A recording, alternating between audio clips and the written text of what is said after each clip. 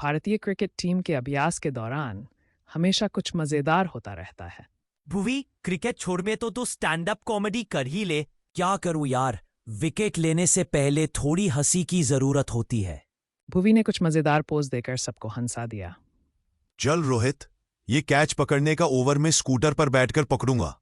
अगर स्कूटर पर कैच पकड़ लिया ना तो टूर पक्का। रोहित और हार्दिक की बातें सुनकर पूरी टीम हंसने लगती है।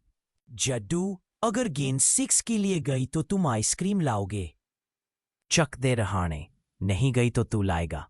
रहाणे की शॉट पर जडेजा का मजेदार एक्सप्रेशन देख सब लोग हंस देते हैं। यार, टीम मीटिंग तो बस एक प्यारी सी झपकी का बहाना है।